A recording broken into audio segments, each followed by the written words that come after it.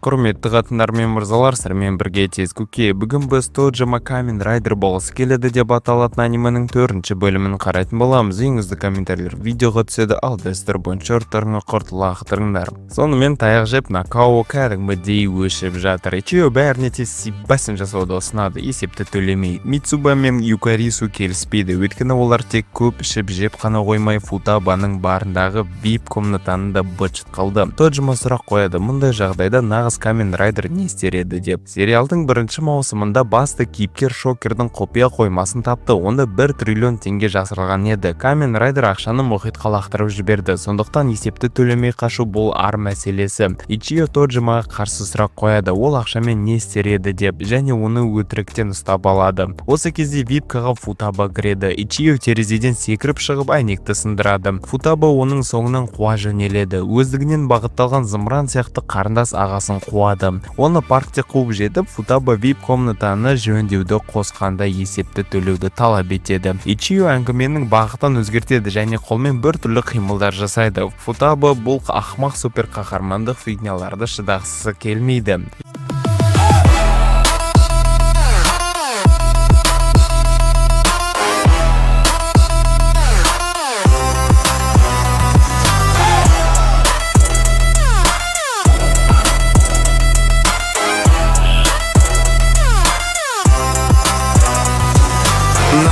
Күн жалғанда сенде өттім ай, сен қаласаң үнімді жеңгелеттім ай, келмесе де алдыңа күткен адамың, ол түсірген көңілді мен көтерем ай. Қабағыңнан айналдым қарындасым ай, әлде күткен біреуді сағынасың бай.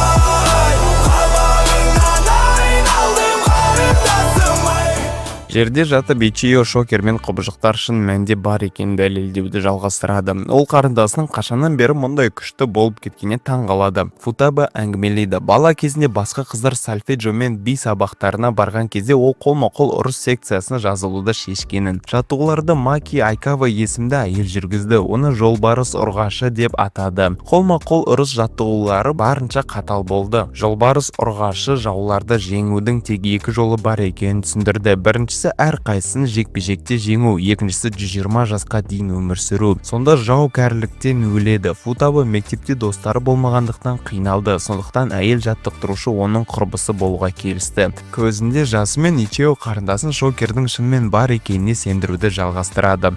Алайда Футаба мұны тыңдағысы келмейді. Келесі күні Футабаның барында тақырбас бандит Кумотамен кездесіп, одан бір әйелді өлтіруді сұрайды. Футаба фотосуреттерді байқап, бапкер бұрын полицияда жұмыс істегенін есіне түсіреді. Маки Айкава қылмыскерлермен қатал түрде айналысқан, сол үшін оны барлық бандиттер жек көрген. Түнде Футаба бұрын жаттыққан спортзалға келеді. Киім ауыстыратын бөлмеде ол спорттық костюм мен жолбарыс ұрғашы маскасын тауып киюді шешеді. Осы сәтте спортзалға Кумота кіреді. Ол алдында тұрған сол бұрынғы полицей деп ойлайды. Оны өлтіруге тапсырыс берілген. Футаба оған паразам шығуды ұсынады. Тәкаппар мінезің жүзіңде анық ойнаған, бетіңнің пердесі сәт сайын ауысқан, қауіпті жақындау батылым жетпей жүрмін ауыр, ерегемен салдың ау қалалық ақ қыз.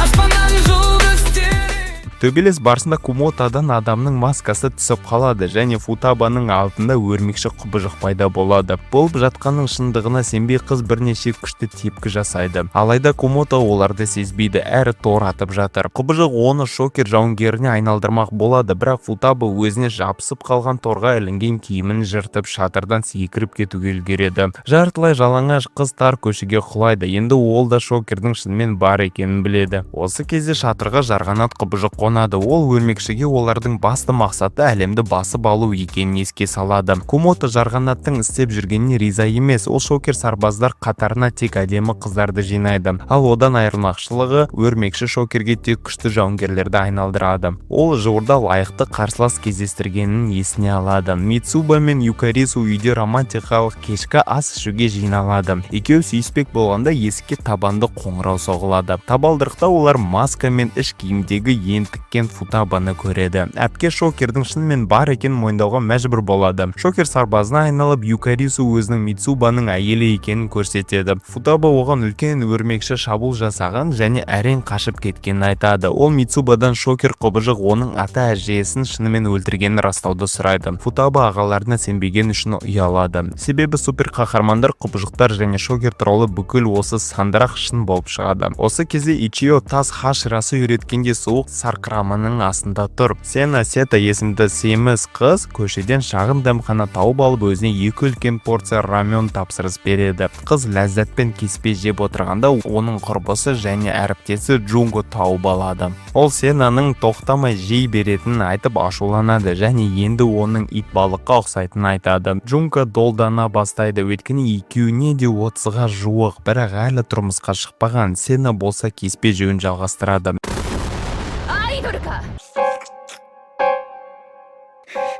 Ой.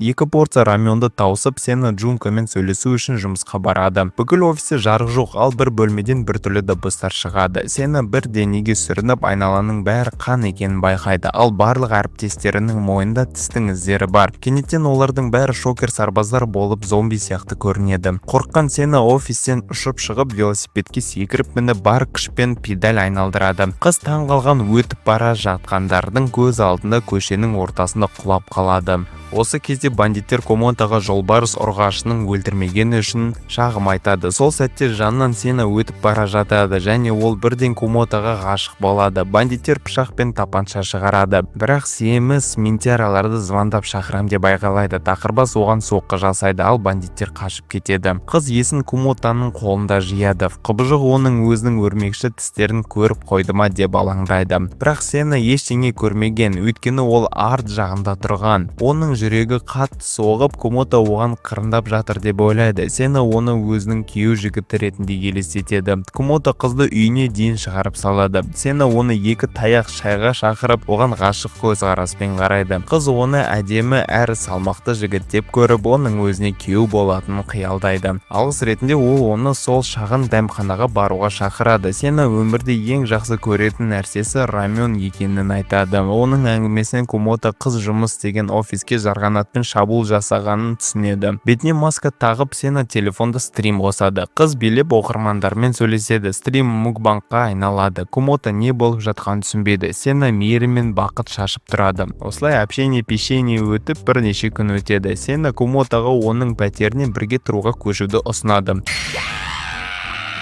Кешке екеуі шай ішіп отырған кезде есік қоңырауы соғылады. Комото есікті ашып, көзілдірікті жігітті көреді. Ол Сенамен кездесуге келген. Жігіттің аты Хачиро және бұрын Сена оған ғашық болған. 2 жыл бұрын Сена мен Джунко паркте тиктокқа видео түсіріп, кейін тоқаш жеп алуды шешкен. Ұшып бара жатқан құс тоқашты іліп әкетіп, кейін төменге тастады. Оны Хачиро қағып алды.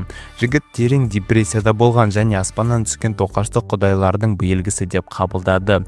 Сенаның раменді жақсы көретінін білген соң, Хачиро қызға өміріндегі ең дәмді раменді пісіретіне ант берді. Кейін Сенаның пәтерде жігіт кешкі ас пісіруге кірісті. Ол тағамға барлық білімін және шеберлігін салды.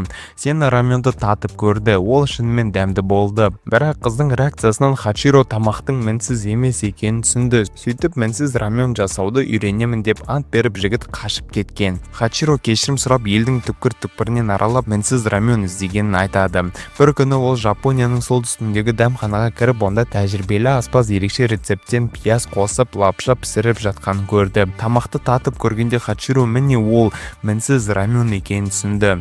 Жігіт аспазды өзін жұмысқа алуға көндіріп, мінсіз раменнің құпиясын білуге тырысты. Комото күйіп тұрған қызғанышты сезеді. Хачиро оған паразам шығуға ұсынады. Жұрт қайтарың сенің өзгелерден күштіміз.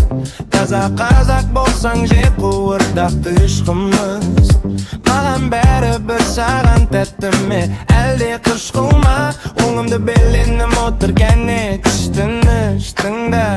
Қалуымға әуе ойын талғамның да таласы бар. Маған жетем деп бауыр тұяғыңда тағасыңар. Шабасың ал, қобылғайсың қырдан сен. Алайда мені қинайды мүлде басқа бір нәрсе. Алдымда асқақтау, міндетім асқақтау. Шыңға шыққан сәтте мүмкін бе басқатпау. Шайқының жөні бөлек, бір шайқағаны көшеді. Жыңғылдың бұтағындай бір жаны. Кумото құбыжыққа айналып кетпеу үшін өзін тоқтатады. Жылап Сена екеуіне төбелесті тоқтатуды айғайлайды. Хачиро өте мықты жауынгер болып шығады. Шамамен Тоджиманың деңгейінде. Жігіт кешірім сұрап, тек Сенаға рамен пісіру үшін келгенін айтады. Лапшаны тәрелкеге салып, Хачиро қыздың реакциясын бақылайды. Сена гастрономиялық оргазм сезінеді. Мұндай дәмді раменді ол өмірінде ешқашан жеп көрмеген. Осы кезде Тоджима өзі тонау әрекеті кезінде құтқарған иесінің дәмханасына келеді. Ол нағыз Камен Райдер ешқашан берілмейтін және қарсысында жаулар жасағы болса да қашпайтынын ойлайды. Кенеттен сол дәмханаға Накао келіп қасына отырады. Шокер сарбазға айналып ол Тоджиманы және оның достарын ақмақ фигнямен айналыспауын ескертеді. Өйткені олар нағыз супер қаһармандар емес, тек атын иелеп костюм киген қарапайым адамдар. Олар ешқашан нағыз құбыжықты жеңе алмайды. Мицуба мен Юкарису майлы еркекпен кездесуге келеді. Ол да бұрын шокер сарбаз болған. Ол бұрынғы шокерлердің өлтіруінің артында өте күшті бір қатын тұрғанын айтады. Ер адам екі ғашықты ерте ме кеш пе сол әйел әрбір бұрынғы шокердің артынан келеді деп ескертеді. Кейін түнде ер адам үйіне қайтып бара жатқанда оған Райко шабуыл жасайды. Нәтиже тағы бір мәйіт. Келесі таңертең мектепке бара жатқанда Юкарису Юрикаға бұрынғы шокерлерді өлтіріп жүрген адам қарапайым жауынгерлерден де күшті екенін айтады. Ал өлтірілетіндер шокердің ми бақылауы әсері етпей қалғандар ғана.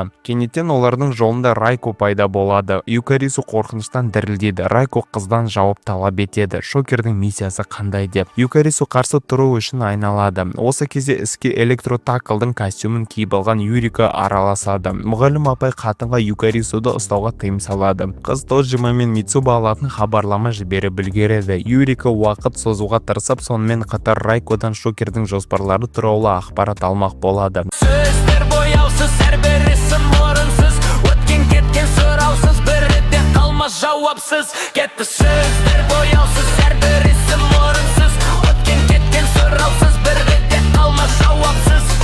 Кеудем жылып әрең, қаным жүріп сәлден, сезіндім толағайды.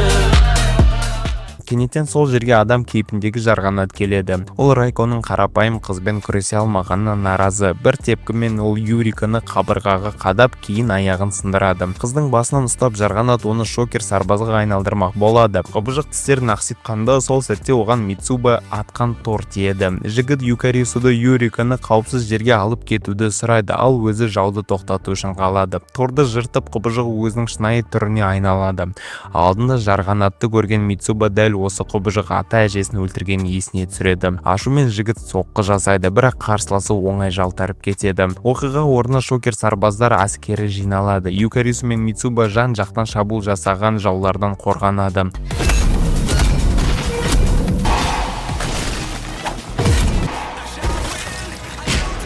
Шокерлер Юрика мен Юкарисуды жерге құлатады. Шокерлер сатқындарға өлім деп айғайлап, қызды өлтірмек болады. Бірақ осы сәтте Тоджима пайда болады. Сарбаздар оны жан-жақтан шабуылдайды. Тоджима оларды қуатты соққылармен шашыратады. Бір сәтте ол жарғанаттан тепкі алады. Тоджима нағыз құбыжықпен шайқасынан қуанады. Мицуба жаулардың тым көп екенін айтып шегінуді сұрайды. Тоджима шокер сарбаздар достарын сан жағынан басымдықпен ұрып жатқанын көріп шешім қабылдайды. Мицуба дымовушка шығарады. Тоджима мен достары қашып кетеді. Кейін кафеде отырып Мицуба Юрикаға Юкарисуды қорғағаны үшін алғыс айтады. Мұғалім апай жарғанатқа айналған Анна патсаның өте күшті болғанын мойындайды. Тоджима Камен Райдер болуға лайық па екенін күмәнданады. Солай достар, егер біздің видеоларымыздан лайк басып, комментарий жазып, қазақша контентті қолдаңыздар. Айтпақшы таза піл денсаулықтың кепілі. Қарағандарыңызға рахмет, қоштаспаймыз.